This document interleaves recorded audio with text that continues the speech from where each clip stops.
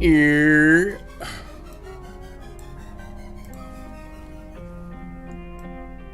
What's up, guys? Happy middle of the week, man.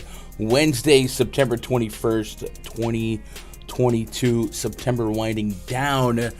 October in route. NBA on deck. And it's going to be one of my favorite times of year when you have all three sports kind of overlapping at the same time. Also very hectic, very busy. But tonight, we've got a pretty healthy, 9-game main slate to chop up here. There are some games going on at the 6:40 time slot, but I do not believe neither side's going to put that on the main slate. So we're not going to worry about that here. We're just going to focus on the main slate and get games punched into the spreadsheet, do a little bit digging on some plays, and maybe walk away with a player pool. And then hopefully, as we get closer to lock, more and more confirmed lineups will come out. What up, Tizzle? Yo, Tizzle, I know you saw the Magic last night. Oh my God, that ninth inning was so good. I feel like my voice still ain't back. Let's look at weather. I'm waiting on a package of energy drinks, and it's supposed to arrive in a couple minutes. So I don't want to jump into the first game just yet, but we'll look at the weather and just make sure we're caught up. So New York winds right to left at 10 miles an hour. Cleveland at Chicago, 15-20 mile an hour winds blowing out to dead center. Nice bump to bats. In a 40-game sample size of similar weather, we've seen a 40% increase to homers. Wow. 20% increase to runs scored. I guess that's versus average, so that's a nice bump, I guess. 1.4 would be the linear. That's a freebie. All right, cool.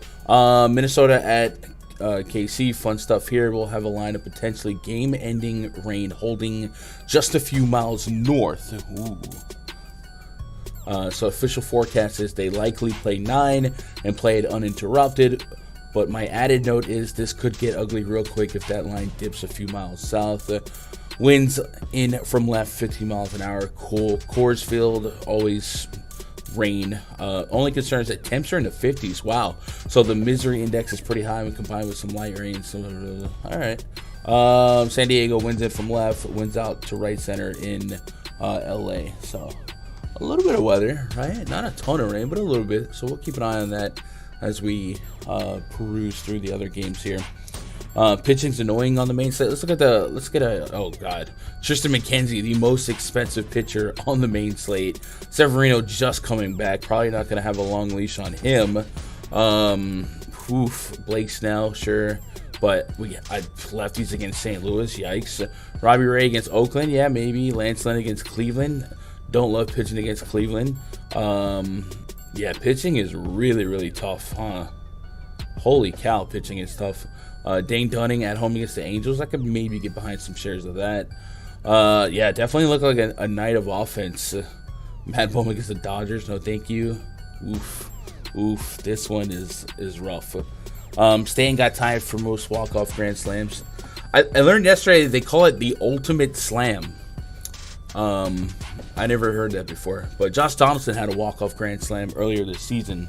So it was the second time this season, but I think it's the fourth time in history that the Yankees have won a game on a walk-off grand slam. But oh my God, it was freaking magic the way that all played out. I loved it. Dasher is nearby, arriving now. So we'll do in a minute. We'll take a break. Not a break, but I'll step away for like a minute, get the package, and come back. If you guys want to jump into the spreadsheet, we'll also have NFL coverage. That spreadsheet should drop either tonight or in the morning, which will include some showdown projections for the Thursday night games. Then we'll expand into the Week 3 coverage. Really, really strong week for me in football. It's 7th or 8th place in the main tournament on Sunday with the Dolphin stack, and then we tied for first on the showdown slate.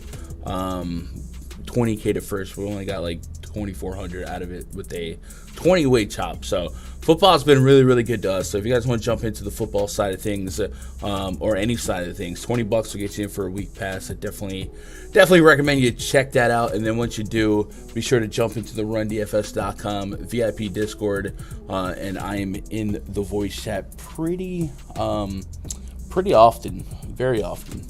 All right, so we'll get the first game, I guess, punched in here, and then in a second I'll just step away for half a second. Let's go main slate. All right, Orioles and the Tigers, man, did not get what I wanted, I guess, out of the Orioles yesterday. What are you gonna do? Jordan Lyles on the bump for the Orioles. Javi Baez, Kerry Carpenter, Spencer.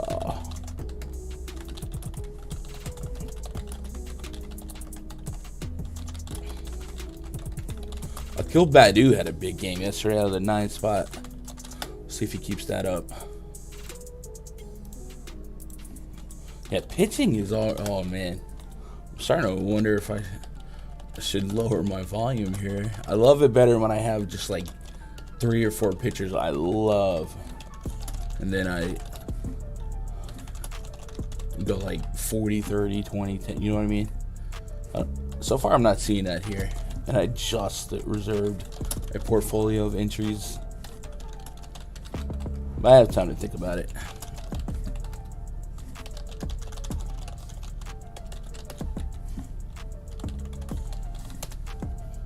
All right, both Orioles and Tigers are confirmed.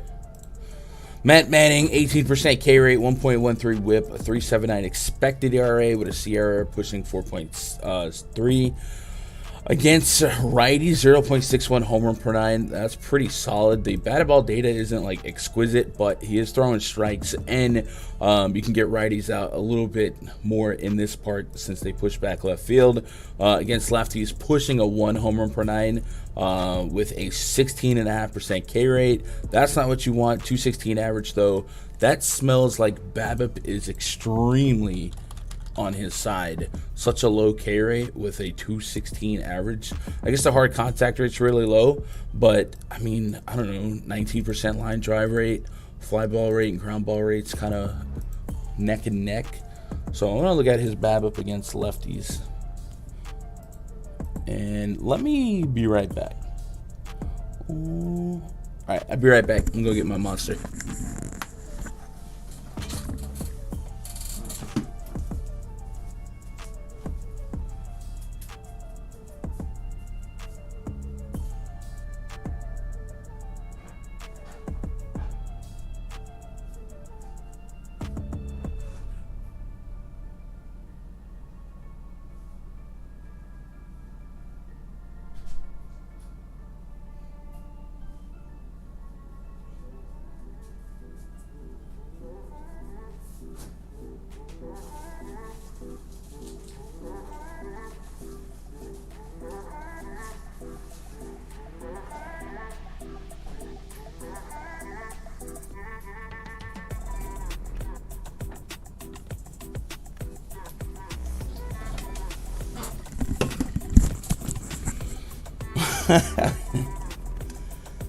No, not quite like that, Dexter.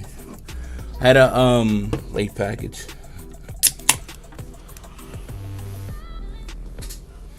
All right, what are we looking at? We're looking for Matt Manning's BABIP to lefties.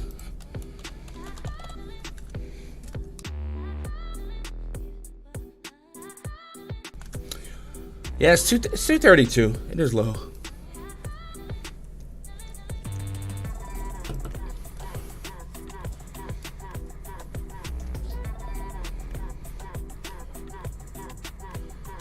I guess the reason why I'm looking at that is because I'm slightly interested in the Orioles. So we'll put the Orioles as a stat. Let me scroll up. Bong rip. Tigers, though. 72 WRC plus against righties. That's not what you want. Jordan Lyles, also not what you want. 1.45 whip, 5.09 expected ERA, 10.5% barrel rate. We can look at both pitchers, see if they're trending in the right direction lately. but the season average is not what you want. Really bad swing and strike rate numbers for Manning the last 5 games. Let's go check out Lyles. I know you got a PrizePicks sponsorship, but you prefer Underdog or PrizePicks. Seen a lot of Underdog love recently. I have deals with both sites, so I don't really have a favorite. I line shot between the two sites. 13.4% swing and strike rate against Toronto for Lyles, but prior to that, a lot of Bartolo Colon-esque swing and strike rate. So, I think I get to a little bit of Tigers. This isn't a fun lineup at all, but we don't have to do much to be there. I don't have a preference. I like that Underdog added the flex option on the pick'ems, so that they become very similar approaches, and you literally look for the best deals. And then, of course, both sites are always offering discounted props. So right now, I don't have a favorite.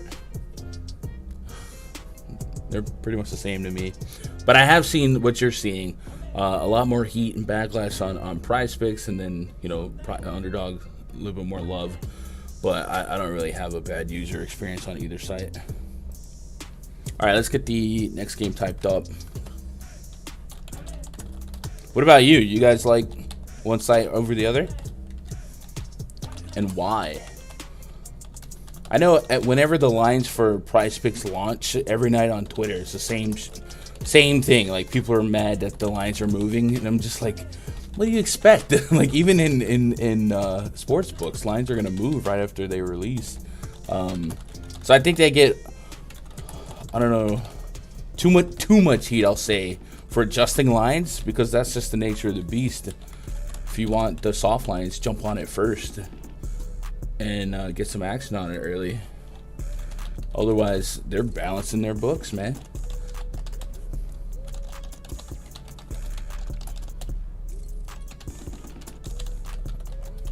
With like a little bit more static, for for the daytime, but it is what it is. We can take advantage of bad lines during basketball.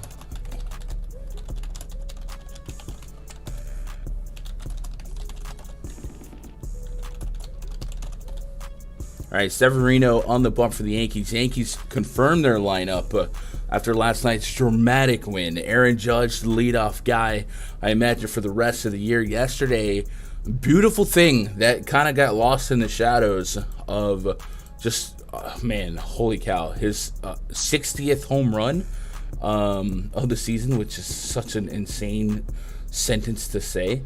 Put him in the lead for batting average in the American League. I gotta put a minimum sample size. I don't know. Here we go. 316 batting average, which he is tops in the American League. Now, there's 5 National League guys above him, but hey, that don't matter. So Judge has a real shot at the Triple Crown, and just wow, right? Just wow. So a guy that leads the league, the American League, in batting average and in homers is your leadoff guy. So that's always going to keep his stock pretty high. And at 5,300 on Fanduel, I don't really think that's enough to get us away from him. And considering the shallow pitching pool tonight, I'm not sure that 6,400 is going to get it done either. But like last night, we saw him 30+% owned. So just know you're dealing with a lot of high ownership. And I think we saw a lot of coagulated ownership throughout the slate yesterday. I think Ronald Acuna was at 30%. There's a lot of really high owned guys. So I think we're just going to have to deal with a few of those every night. Which side do you want to be on? I like the Yankee stack here. Roansy Contreras, 1.27 whip, 4.39 expected ERA. The young kid they had out there yesterday, I wasn't ready for that. That kid was throwing gas, 100-mile-an-hour fastballs, and he came with it. Contreras is not a trash can either, but he's certainly somebody that we know what we're gonna get. We have enough sample size. He's been throwing fastballs around 96 miles an hour, so a little bit of a reprieve from yesterday's opener. 84-mile-an-hour slider, also has a curve and a changeup. So far this season, Contreras has allowed an elevated hard contact rate to righties, and he's going against a lineup that's going to feature basically all righties outside of Anthony Rizzo and Oswaldo Cabrera. So really good spot for the Yankees. They have a 4.9 implied run total, and on top of Contreras, or behind Contreras rather, is a Pirates bullpen that we have seen literally win tournaments several times this season, and last night might have been another one of those nights here. Let me pull up the usage here. I know Will Crow came in the ninth. The crazy thing about Will Crow is like his great uncle pitched for the Yankees, and they did a feature where earlier that day he was in Monument Park looking at a plaque for like his uncle, and then he comes in and doesn't get an out. Last night we saw Will Crow, Robert Stevenson, Johan. All right, so we might get a lefty, Eric Stout. We might get Chase DeYoung, and then we might get former Yankee Manny Benuelos, who was part of an onslaught game against the Yankees earlier this season where the Yankees went off. Benuelos came in, got beat up, and then before the end of that game, the Pirates had a position player pitching. I want to say it was like Josh somebody. So hey, maybe history repeats itself here. So I guess long story short, I don't have a lot of interest in Roansy Contreras here. I am on the Yankees stack. Surprise. So let's put him in the stack list. And then let's see what we can't figure out about Luis Severino. Severino has been on the 60-day IL. That was against his wishes. That was an organizational decision. He didn't want that to happen. So I want to see what he's been doing in rehab, because he's probably stretched out enough, all things considered, on this slate, where I might be able to steal a 5-inning projection.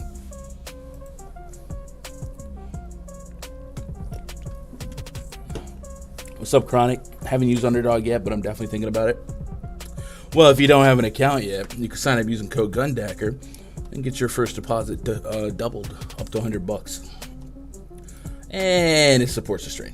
So, but I mean, it's very linear to PrizePicks. They do offer some stuff. I think on basketball, they had turnovers first, I believe, but then PrizePicks added it. I want to say it's turnovers. It might not be. 4.1 innings, 4 innings, 2 innings. So at least 4 innings in his last 2 outings was a strikeout per inning or better.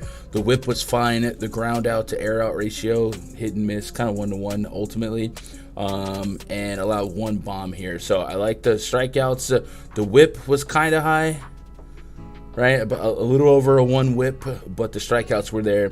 So I guess I'm encouraged that we might get to enough pitches to steal win eligibility. He went 57 pitches, so Yankees could keep him around 70 to 80 pitches. He's probably too expensive for 70 to 80 pitches. Probably, but this pitching is really rough. I guess if he was ultra efficient, maybe. But I guess the price is too much here, on the fence here. Let's go look at PrizePicks, if they even list something for our boy Sevy. God, these are so good.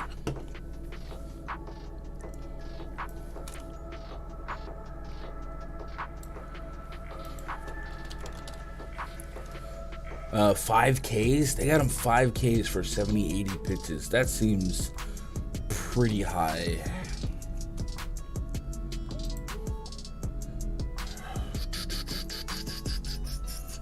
I guess if he was closer to 80, there's plenty of strikeouts in the projected lineup. That's just something that there's too much uncertainty there, so I probably don't deal with it.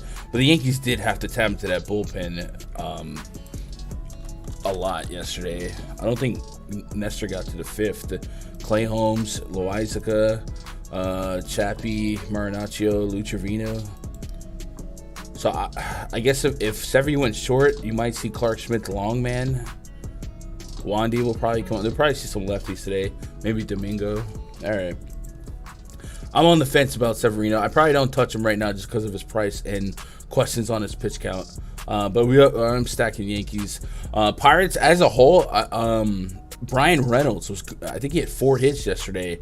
Huge game out of him. 276 average against righties since the beginning of last year. 221 ISO, over 4 on the bomb detector. This year we've seen Severino struggle against lefties power-wise. Elevated fly ball, elevated hard contact rate, and almost 2 home run per 9 to lefties. So good spot for Reynolds to keep it.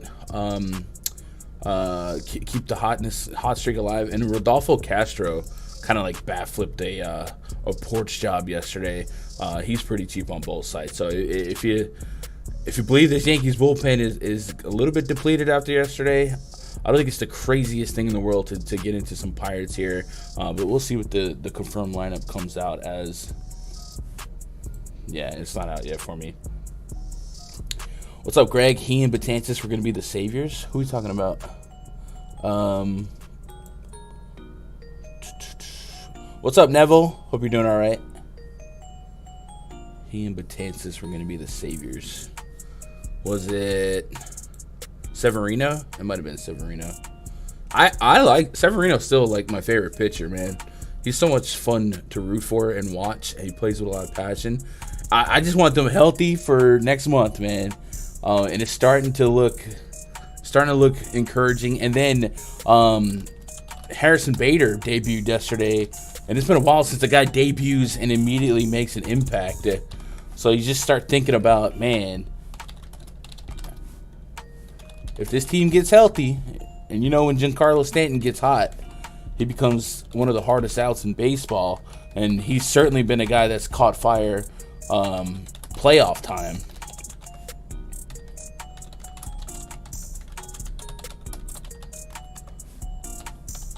So I'm starting to get a little bit happy. I would like the pitching to sharpen up a little bit.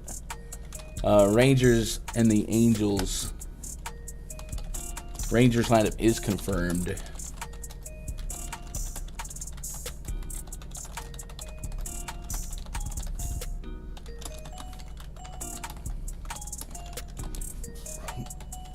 But as much as I'm encouraged about the offense coming together at the right time, pitching is certainly a concern.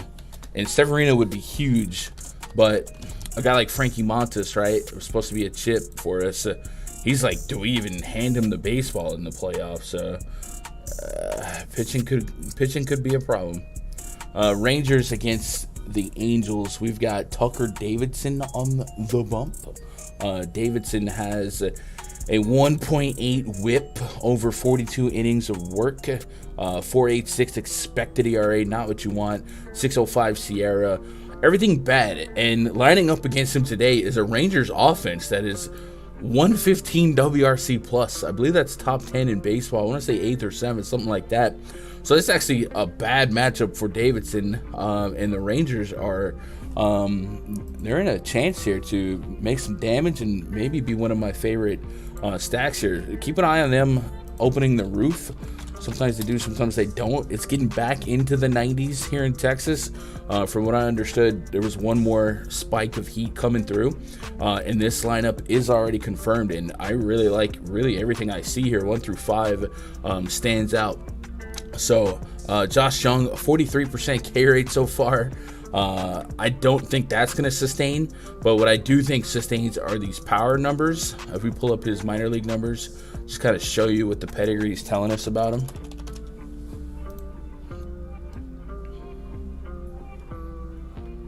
He had an 866 OPS this season in the minors, and if we split that down, I think against lefties, the OPS was over 1. Yes, 1.1, 1.2 OPS with a 304 batting average, slugged 826. Now, a little smaller sample size here, but it has a little bit of a history. A small sample size on every level. But with that said here, Tucker Davidson is going to dare you to put the ball in play at 14.6% strikeout rate to righties. Does walk righties as well. The barrel rate is low of all the things to, as bad as all of his numbers are, at least the barrel rate's low. But Rangers are in a decent spot here. So they will be one of the stacks I target. And then Dane Dunning, man. We look at the slate on the surface. Pitching is really bad. We're going to have to probably overpay maybe for Tristan McKenzie. We've seen righties do well against Chicago, but we know McKenzie comes with inherent risk. I think there's a case for Dane Dunning at home this season. A 3.74 xFIP, 1.2 home run per nine, the ground ball rate 54%, and the strikeout rate 22.4%. Swing and strike rate flirts with double digits. Like, there's enough there for as bad as pitching is so far today that I think Dunning has playability, for lack of a better term. Yeah, we're dealing with Mr. Trout, Mr. Ohtani, but the slate sucks. 15% swing and strike rate in his last outing against Oakland. That was at home. Then he had Toronto the game before, and then he had Houston. So he's had kind of a tough stretch, right? Coors, Astros at Fenway, Blue Jays at home. So maybe strength of schedule is not quite on his side lately. Maybe that'll suppress expectations and ownership, but we've certainly seen him do well at home. He's averaging 15 fantasy points a game at home this season. Seen him drop a 30 bomb at home this season. So I think there's at least merit in playing him, and I don't even know that we need such a high floor. I want double digits for sure, but I don't even know that we need like a massive floor to ceiling ratio like we usually demand because of how sour pitching appears. Tons of potential strikeouts in this lineup. It's just a projected lineup right now for me, but Trout through Mickey Moniak are an aggregate of like 26% K rate against righties, and then a couple youngsters and a guy like Magnus Sierra. So Trout and Ohtani's of course the problem, but I think we're playing Dane Dunning, and I think I'm going to start him off as a tier 2 because good golly, Miss Molly, this pitching suck. What up, Zach? Appreciate you stopping by. Oh, Banuelos. Okay. Yeah, Manny Banuelos, somebody fun to root for. Did work his way back to the majors earlier this year.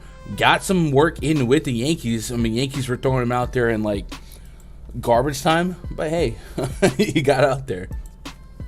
And then, of course, they he ends up with Pittsburgh. Cleveland against the White Sox.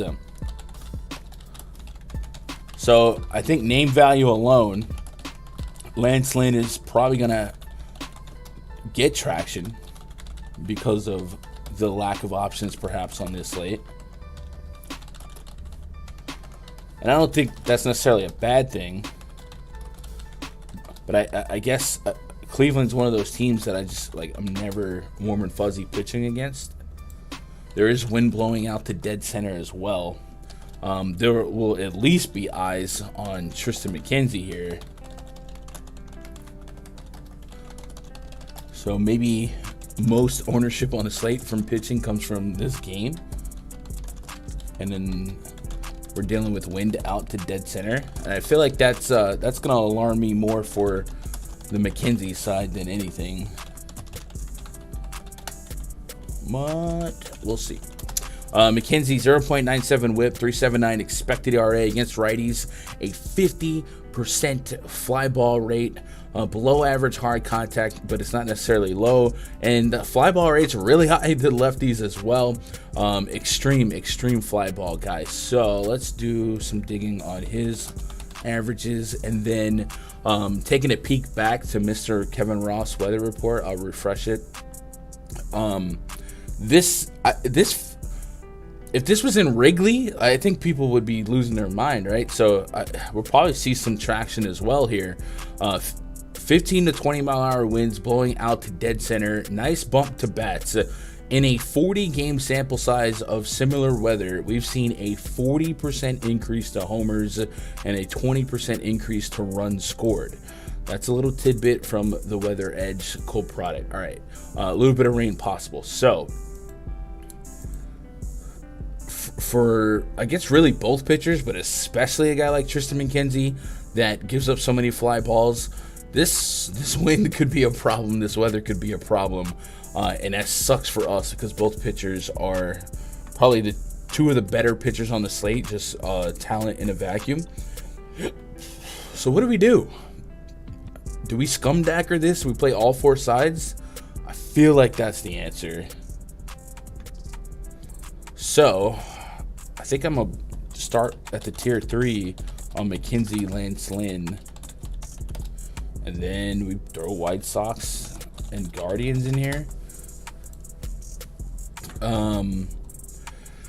Bomb Detector likes Jose Ramirez the most out of this whole game. And then just from a power standpoint, the Guardians are really just two guys with power against righties. That's Naylor and J-Ram. They, as a team, though, they do slug well enough, a lot of extra base potential.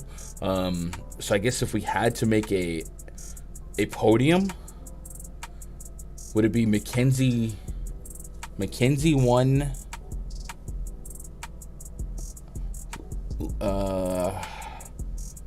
White Sox 2, Lance Lynn, and then Guardians? The thing with Lance Lynn, it's not like it's a good strikeout matchup. Only Andres Jimenez, Luke Malley, over 20% K rates against righties since the beginning of last year. So I'm expecting a lower floor ceiling ratio. And then, man, I don't know, man. This one's a tough read. I guess we'll look at everything. Let's look at recent performance. 14, 10, 10, 12% swing strike rate for McKenzie. Batted ball data 4.5, I guess, xFIP 2 of his last 3 games. I think the season-long numbers on him are telling the whole story. Lance Lynn started a little bit rougher. We'll see if his recent games can make me feel better. 10%, 16, 24, 15. So his swing and strike rate is definitely up. Unfortunately, his lowest swing and strike rate in the last 2 months is against this Cleveland Guardians team. 10% swing and strike rate, 55 first pitch strike. What are the box score results on that one? 6 Ks, 6.1 innings. The 100+ pitches is nice. I guess even if he scratches and claws for 20+, 20 fantasy points pre-flop on this slate. McKenzie, Snell, Ray, Lynn. 20 fantasy points pre-flop is probably still projection-wise top 4, right? Top 4 on the slate. So even if it's a fight for 20, I'll play along. So I think it's going to be McKenzie 1, White Sox 2, Lynn, and then Guardians. That'll be my hierarchy. All right. Sorry, chat. I just went on a ramble.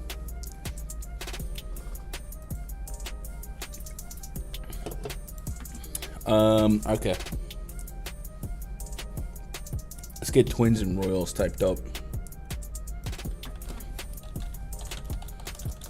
And I think that's something that would be a positive exercise for those of you that maybe struggle with ugly pitching slates, is you can lower your expectations on what it takes to be optimal. You know what I mean?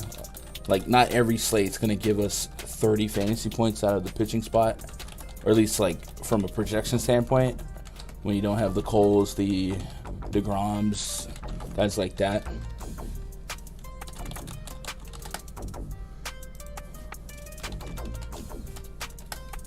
Bailey Ober taking on Daniel Lynch.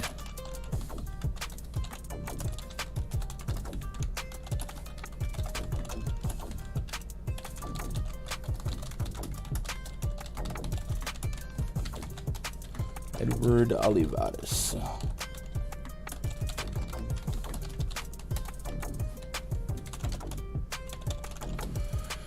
All right, both lineups are confirmed. We got Gio Urshela leading off. Love to see that. Correa, Miranda, Gary Benton, cleanup, Nick Gordon. Whew, what a lineup we got here. This falls off a batting average cliff after Miranda, and then an ISO cliff after Gary Sanchez. Daniel Lynch, somebody we like to pick on, a 5+ expected ERA, 1.6 whip, 21% K rate, barrel rate pushing 9%. And guys like Nick Gordon have a 9% barrel rate, 13 on Gary, 6%. The caveat with guys like Gary is you need him to put the ball in play here. And Lynch is going to make a little bit more ball in play here, but I'll say to his credit, 22% K rate to righties with a 11.6% swing and strike rate. Like, that's not horrendous, right? It's not elite, but it's certainly, it's not 8%, 7% swing and strike rate levels of bad with 14, 16% K rate. So last couple games for Lynch, though, 13.5% swinging strike rate against this Twins team, 11.5% against the Tigers, 12% against San Diego. So a couple of games where the swinging strike rate is in the double digits. The xFIP in his last 2 games, pristine. And I'll say if we took a 4-game sample size, only at Detroit was his xFIP over 3. So that's encouraging. And then let's go batted ball data in that. Oh, it's right here. Hello. Ground ball rate 75, 60%, 40%. So that's kind of all over the place as well. Are we switching pitches? No. He went to the curveball a little bit more last game.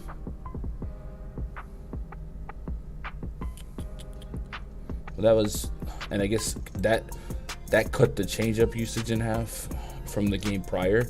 He doesn't really have like a steady pitch mix that you can bank on game to game, it looks like. So I don't know if that's catcher influenced or not.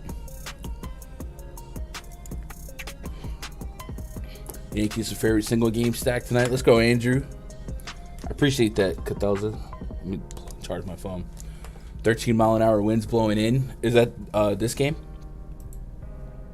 Yeah. Roth actually mentioned something about that. Said we'll have a potentially game-ending rain just a couple miles north. Winds in from left. Yeah, so going to be ugly for offense, at least environmentally. Both pitchers are hittable, beatable pitchers, though. So I don't want to get too scared off because I think bad hitting can beat bad pitching at the major league level. But it's certainly not a spot where the environment's doing us any favors. Bond detector wise, Jose Miranda 4.12. We've got 4s for a lot of the Royals: MJ Melendez, Salvi, Vinny Pasquantino, and Mike Massey. Although Massey is weird because this ISO is so low. But my bomb detector doesn't look at ISO. It looks at batted ball data. So let me see if that's a fair projection for Massey. He had a 903 OPS in the minors. So yeah, I can trust and believe in him for to come forward at least. Against righties, 788 OPS in the minors, 1.1 against lefties. Dang, that's crazy. What is Massey just like really unlucky? So the bomb detector goes off of batted ball data like pull rate, fly ball rate, hard contact rate, barrel rate, stuff like that. So ISO is just a results stat. I use only the predictive metrics in the bomb detector. So it's just kind of crazy to see one of the highest bomb detector ratings have such a low ISO. Let's do, I guess we'll look at BABIP, yeah. Now his BABIP's actually high. Versus righty as a lefty. 093 ISO. He actually has a really high BABIP. Slugging 352. I guess he just doesn't have versus righty as a lefty.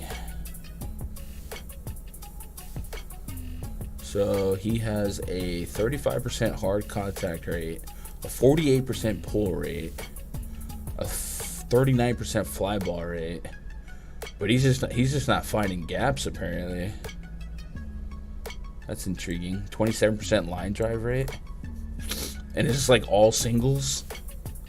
How many extra base hits against righties does he have? 7 doubles. 1 homer.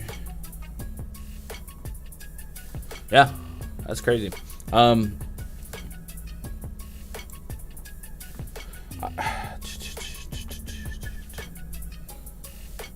Normally I wouldn't look at Bailey Ober.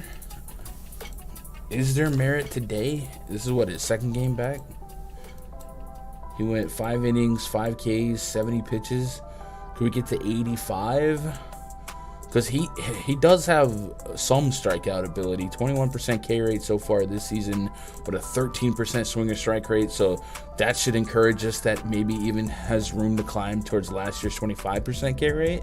And the Royals have some strikeouts here, and maybe this park and weather can save us some extra base hits. So I I'll have to think about getting to some over. I don't think it's a no. I don't think it's a hard no from where I'm at now. 4 implied run total for the Twins, 3.6 on the Royals. So not a ton of implied offense, and that 3.6 just really goes more towards supporting the case for Bailey Ober. So maybe we'll put him in the maybe list, right?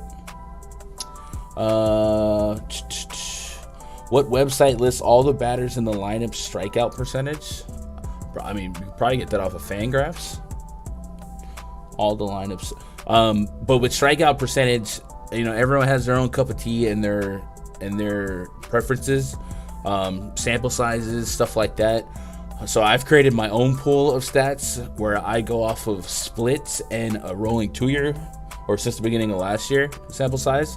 So I don't know, just know that like right now, if you looked at some of these guys that have these September call-ups, there might be less than 50 at bats. So the strikeout rate, we have a guy up here that has like a 40% K rate.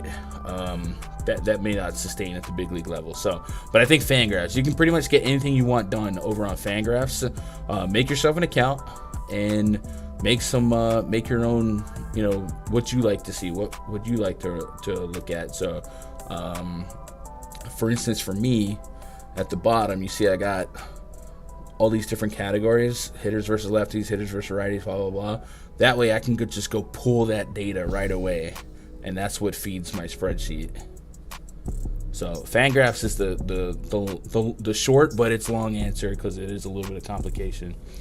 What up, Earth to Air? Hope you're doing all right. Haven't seen you in a minute, man. It's good to see you. Let's go to Coors.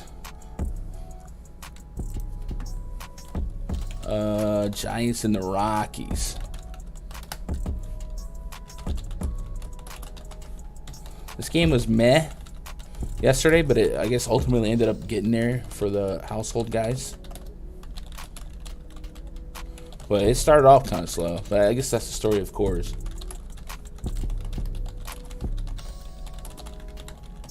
Don't have a confirmed Giants lineup just yet.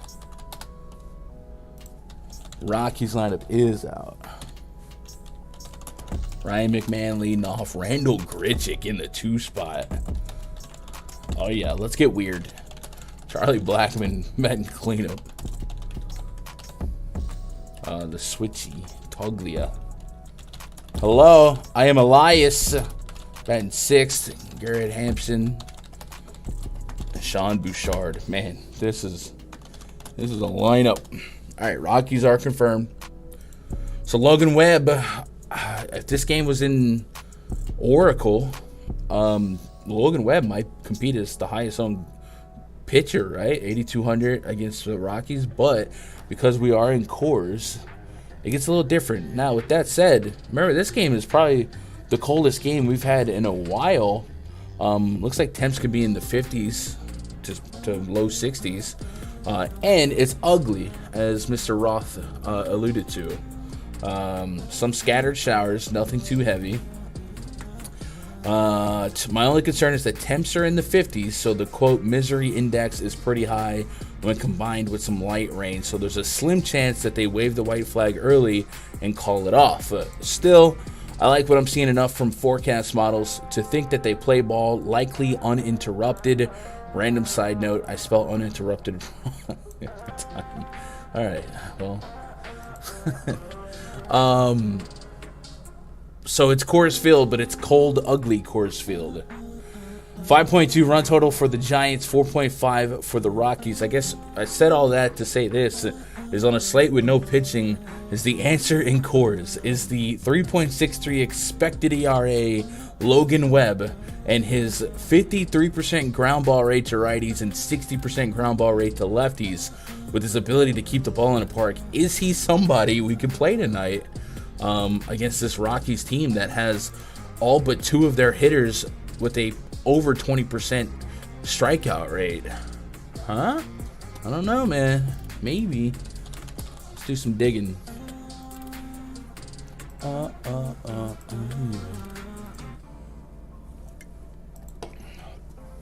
What's up, Eric? Is there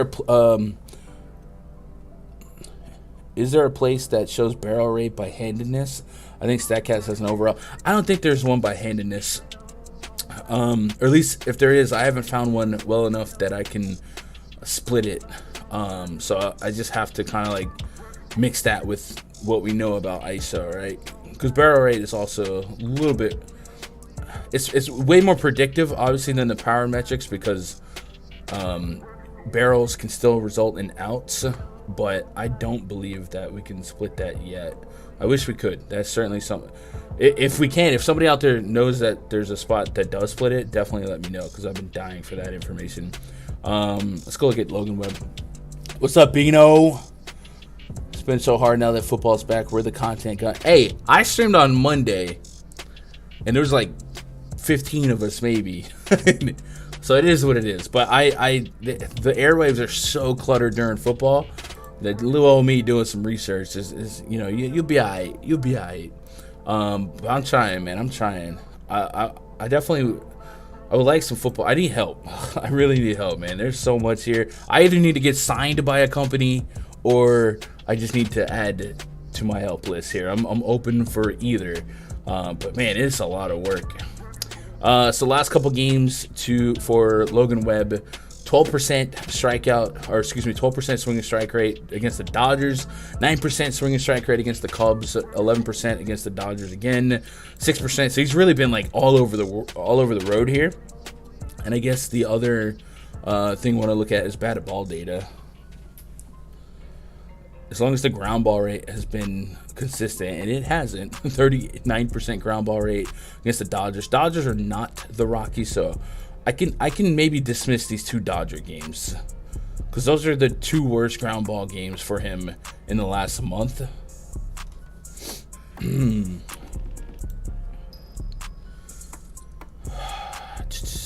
The stat muse give us historical stats for pitchers. Let's see. Logan Webb, I don't know, DKP by game log versus, let's say, at the Rockies last 10 games. Has he had any struggles in Coors? Hey, it actually worked. Shout out to StatMuse. All right, so 3 of his last 5 games are usable, especially in context of how shallow I believe pitching is tonight, including a game this year in May. He went 7. He's gone 7 innings in his last 2 Coors starts. That's encouraging. Guys, am I going to play Logan Webb? Am I going to do this? I think I am.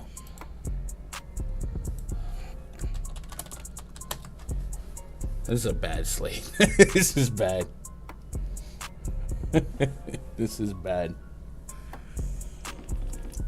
Josh Cheek says, wow, you are huge. How much do you eat? I eat about like 7 goats a day.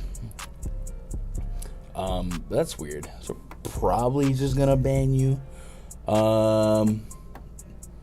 up, Mundos? Hope you're doing all right. That was a random hate. Why is that? What is that about?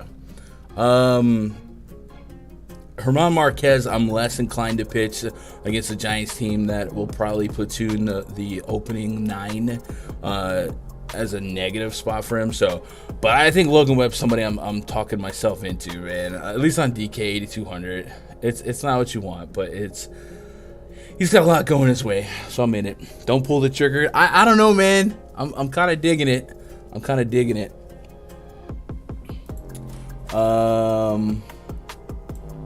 Let's get the we got 3 games left. Let me throw them a little bit.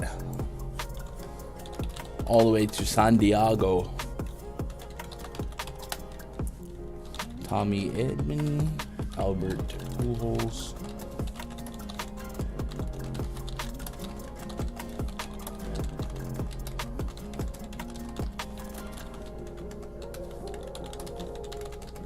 Ben DeLuzio. That's like one of my favorite names in the league right now. All right, now we get Blake Snell against the Cardinals, man. That has been something I've been thinking about all day, because I love the Cardinals against a lefty. And Blake Snell's good, right? So it's probably gonna be another scumdacker spot.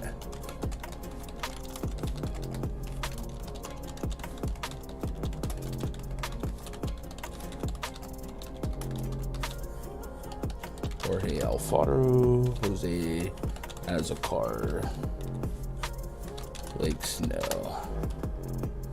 All right, neither lineup is confirmed. Cool.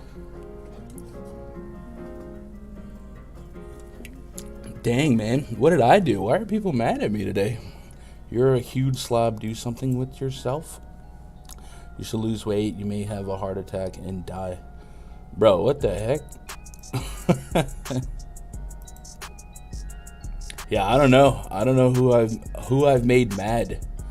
But they're mad. Sitting here looking at pictures and Coors and some 5K pictures. Heck of a slate. Yeah, Tizzle, man. I know it's one of, I'm going to look back and laugh at it later, but what can you do? The web take was enough. I don't know, man. I think it'll be all right to get weird tonight. No Rockies hit Webb. Oh, they didn't hit him last time. I don't really go for BVP. I don't know. The Russian, but I ain't worried about. I don't know. Rockies hit Webb. No. Oh, not okay. I see what you're saying in that part. You said no Rockies hit Webb. My brain put a comma in there. Bobby's clearly made mad. I don't know, man. I'm like the most laid back dude on the planet, bro. I don't know why somebody's coming after me, but I hope their day gets better. Miles Michael is taking on Blake Snell.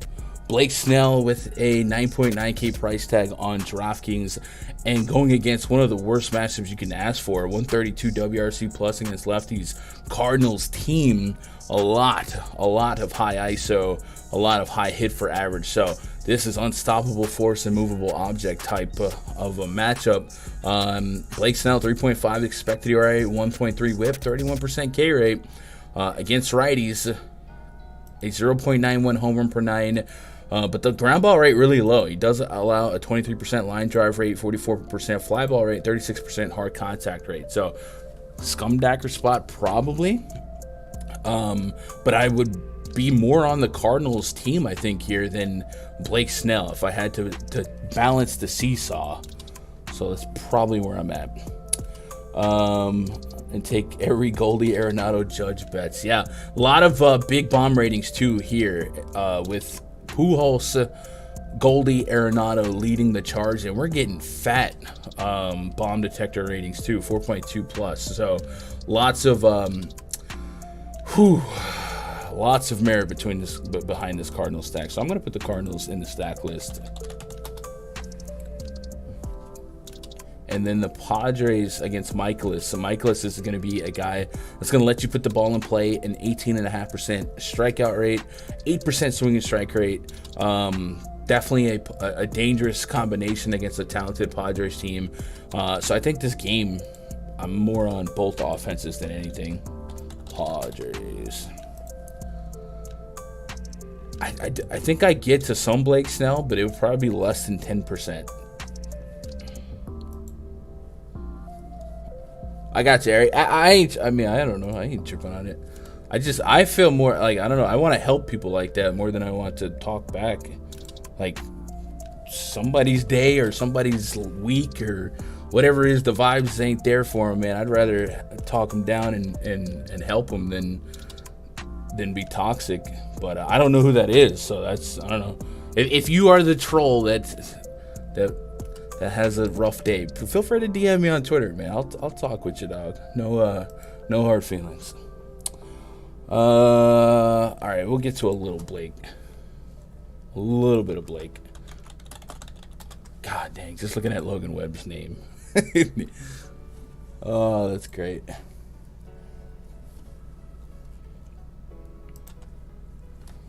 All right, let's get the Athletics and the Mariners game in. Man, who was on the Castillo train with me last night? Charlie Morton tried to make me be great. I did mostly Fanduel last night, and I expect Fanduel to be the place to play for me tonight. Again, just because of how little options are at pitching. Although, DraftKings, there might be a couple guys I can hope and pray for 14 and be okay. So, I don't know.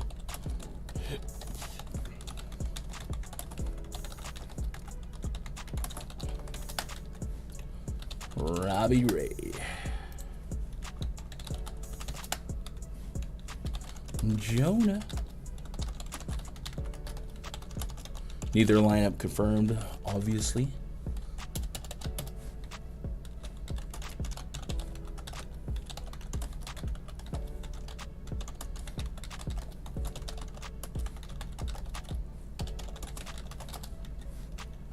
James Caprillion.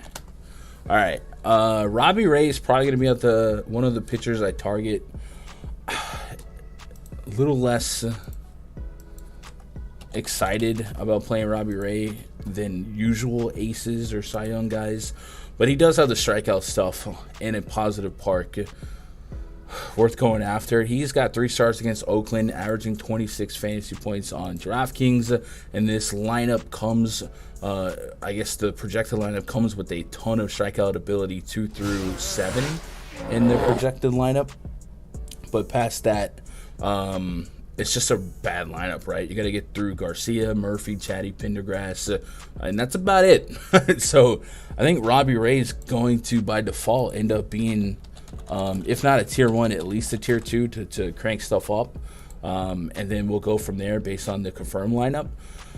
But yeah, a lot of good going his way versus every other pitcher on the slate.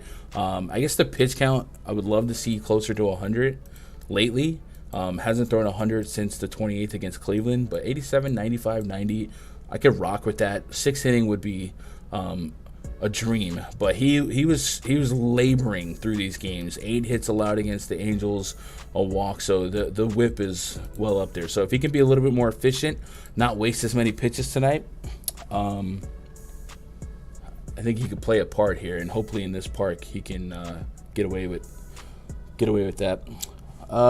Ted, I appreciate that. So, if you had to choose a one-off at catcher, would you go Rutschman or Perez? Is there any connection to the rest of your lineup? That's usually my answer. I guess Rutschman, I'm a little bit more enthralled with the Orioles lineup today. Remember, the Royals game was playing in poor weather, and the Orioles game, Rutschman's batting second against a beatable pitcher, and he's right there in the thick of things, right? Good RBI guy behind him to drive him in, and Gunnar Henderson. And, of course, Mullins is a good OBP guy. So I guess Rutschman would be my answer. But if you had an attachment to Salvi, like if you had another Royal in that lineup that touches Salvi, I would try to stay as correlated as possible. But Rutschman in a 1v1 straight up.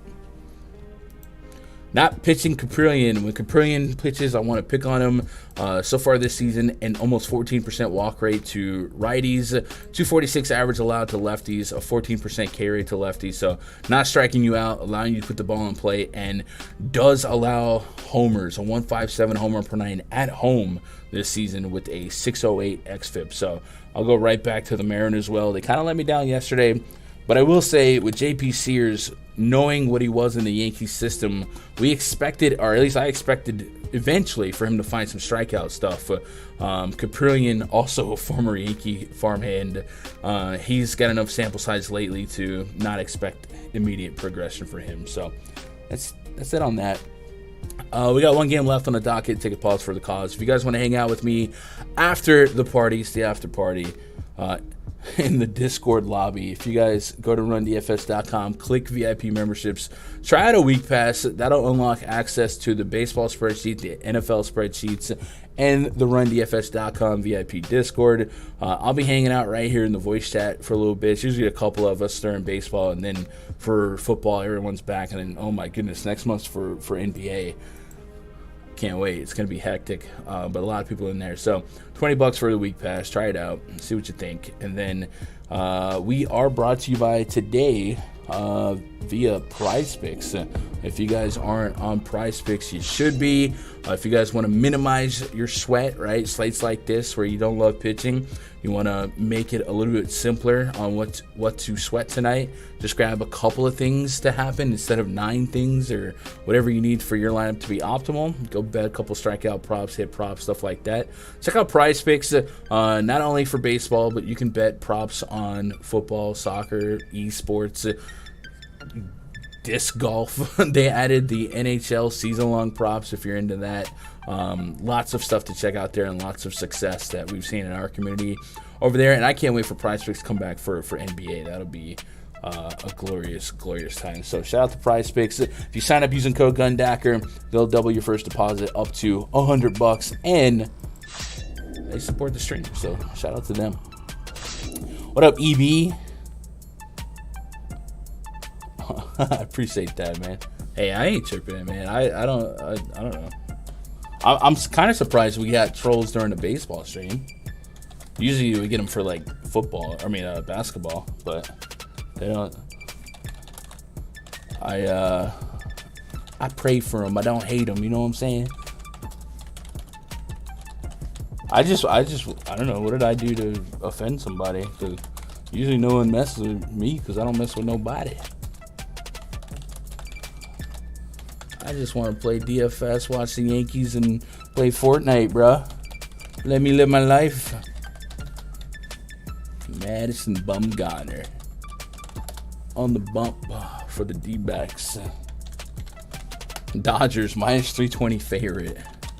So the Dodgers had a doubleheader yesterday, and they put out an A lineup in the second game. The first game was a little iffy, and I have been, I don't want to say pessimistic, but speculatory on how often the Dodgers will put out the A lineup, being that they have nothing to play for, if that makes sense. They basically are getting a free couple of weeks of baseball. So that's made me worried about leashes on pitchers, and then, of course, mid-game platoon, stuff like that. So if you're not privy to their situation, we'll smarten you up. The Dodgers have clinched their division with a, it's stupid, 21-game lead over the Padres, 32 over the Giants. This was the division that was supposed to be the most competitive in baseball, and the Dodgers ran away with it. And then the only other thing that the Dodgers would care about is the number 1 seed in the National League, and they have like a set, 7-8 game lead over the Mets and the Cardinals as well. So they're able to coast. They're not likely to lose the 1 seed. So I'm not expecting Dave Roberts to fight. And I think Dustin May start. He yanked him after 5 innings without giving up a hit on just 69 pitches after he threw 80 to 90 pitches the couple games prior. Like, I don't think they care about much right now. So I am worried about down the stretch, their pitchers having short leashes, and maybe we start platooning starters just by default after 6-7 innings. So just something that I've been worried about. With that said, it's Madison Bumgarner. I got to pick up Madison Bumgarner. So whatever they throw out there, I'm going to have to peruse. I think Trace Thompson's always going to be at the top of the bomb detector, as he is right now. 4.4 rating in the bomb detector, 247 ISO, and that lines up really, really well with Mad Bum's 1.61 home run per 9 allowed to righties, his 41% fly ball rate, and his 40% hard contact rate. So good spot for the Dodgers. We're stacking the Dodgers, but I would not be shocked if some of our Dodgers only play 7 innings. But we're playing the matchup,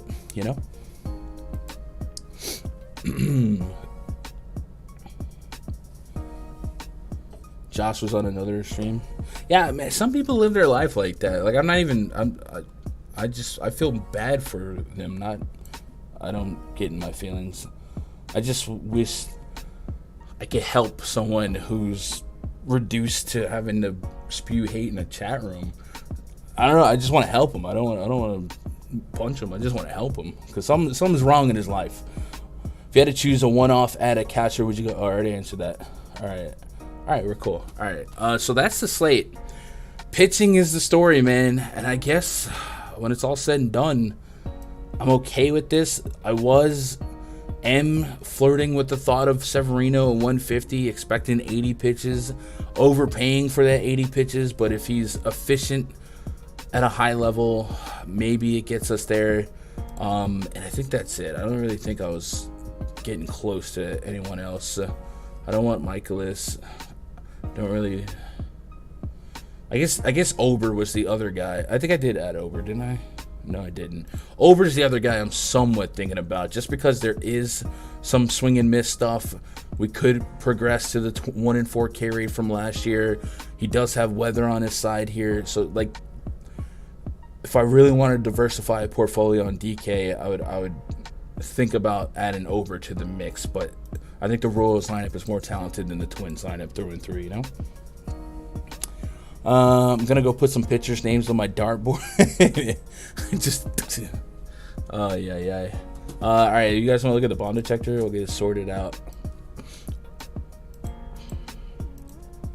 And spotted.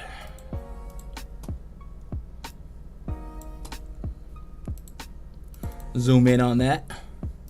Trace Thompson at the top. Mookie. Josh Jung from the Rangers up there. A lot of Dodgers up here. Aaron Judge, let's go. Could Judge hit number 61 tonight? And then number 62?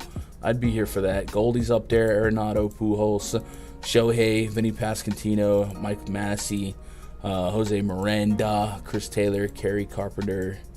So, interesting, really, list of guys with a 4+ rating in the bomb detector.